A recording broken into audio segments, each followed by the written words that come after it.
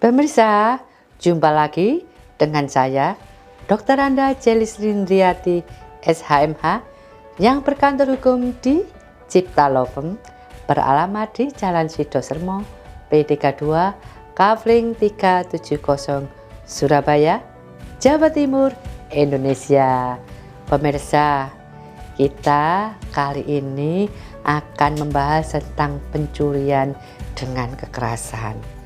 Pemirsa di rumah, efek dari pandemi yang berkepanjangan membuat orang kehilangan pekerjaan, sedangkan kebutuhan untuk hidup, untuk bisa makan adalah kebutuhan yang tetap, akan tetapi pemasukan yang tidak ada menjadikan orang gelap pikir, kemudian mengambil jalan pintas dan melakukan pencurian.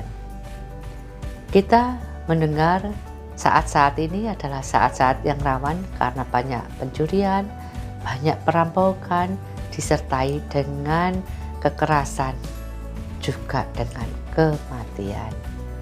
Kita sekarang akan membahas tentang pencurian dengan kekerasan. Pada pasal 365 KUH pidana kita menyebutkan bahwa dengan hukuman penjara selama-lamanya 9 tahun, dihukum pencurian yang didahului, disertai, atau diikuti dengan kekerasan atau ancaman kekerasan terhadap orang dengan maksud akan menyiapkan atau memudahkan pencurian itu, atau jika tertangkap tangan atau terpergok, supaya ada kesempatan bagi dirinya sendiri atau bagi kawannya yang turut melakukan kejahatan itu akan melarikan diri, atau supaya barang yang dicuri tetap ada di tangannya. Nah, bunyi dari KUHP ini selain pasal 335 juga terdapat dalam pasal 89 KUHP. Hukuman penjara selama-lamanya 12 tahun dijatuhkan jika perbuatan itu dilakukan pada waktu malam, di dalam sebuah rumah, atau pekarangan yang tertutup yang ada di rumahnya, atau di jalan umum, atau di dalam kereta api atau tram yang sedang berjalan. Nah, ini oleh negara sudah diatur di dalam KUH pasal 98 dan pasal 363. Pemirsa, bagaimana apabila pembunuhan ini tidak disertai dengan pencurian seperti yang terjadi di Jawa Barat? Seorang ibu dan seorang anak pada malam hari dibunuh, kemudian ditaruh di bagasi, dan tidak ada ditemukan tanda-tanda pemerkosaan, atau tidak ditemukan tanda-tanda pencurian dengan ada kerusakan di rumahnya. Apakah hukuman ini sama bisa diterapkan dalam pencurian dan kekerasan? Tentu saja untuk kasus ini tidak sama, karena orang yang melakukan ini dasarnya bukan pencurian tapi hal lain. Akan tetapi polisi sampai saat ini belum juga dapat menemukan alasan dan siapa pembunuh sebenarnya. Tapi percayalah, titik terang sudah didapatkan bahwa ibu dan anak ini dibunuh bukan karena pencurian dengan kekerasan atau dengan pembunuhan, tapi dengan motif yang lain. Tentu saja pembunuhan ini ada pasal yang akan menjeratnya, yaitu menghilangkan nyawa orang dengan terencana. Dan ini hukumannya bisa sampai hukuman mati atau hukuman seumur hidup.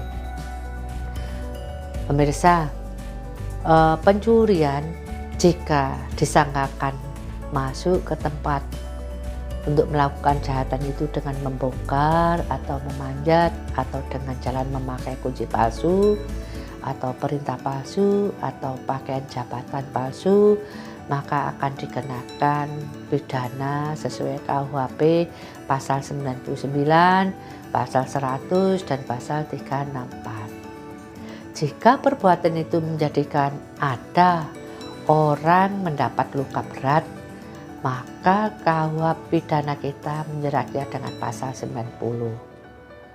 Hukuman penjaranya selama-lamanya 15 tahun penjara. Karena perbuatan itu ada orang mati.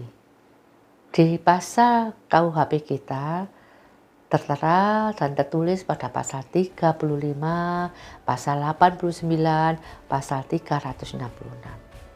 Dan hukuman mati atau hukuman penjara seumur hidup atau penjara sementara selama-lamanya 20 tahun dijatuhkan jika perbuatan itu menjadikan orang yang mendapat luka berat atau mati dilakukan oleh lebih dari 2 orang secara bersama-sama dan juga disertai pula satu hal yang diterangkan dalam nomor 1 dan 3 KUHP pasal 339, 366 dan 486. Demikian isi dari pasal 365 KUHP di atas mengenai pasal pencurian. Semoga informasi ini bermanfaat bagi kita semua. Pemirsa, di saat yang sulit seperti ini, mari kita menjaga kehidupan rumah tangga kita masing-masing. Kuncilah pintu sebelum Anda tidur, pasanglah CCTV di rumah Anda, dan setiap orang yang keluar masuk di rumah Anda, pastikan bahwa itu adalah orang-orang yang Anda kenal sebelumnya. Jangan menerima orang asing secara berlebihan masuk ke dalam rumah Anda, karena itu bisa menjadi celah orang lain untuk melakukan tindak pidana kepada kita. Pemirsa, pembunuhan, pencurian adalah sebuah rangkaian dari tindak kejahatan di mana negara juga hadir. Meskipun negara hadir, undang-undang ada, pasal-pasal dengan jelas ada, akan tetapi kehilangan nyawa, kehilangan anggota badan adalah sebuah keadilan yang tidak mungkin bisa kita dapatkan, karena itu akan membuat kita kehilangan selama-lamanya atau kita akan menderita sepanjang hidup kita. Pemirsa, bahasan kita mungkin masih kurang membuat Anda menjadi puas karena waktu membatasi kita.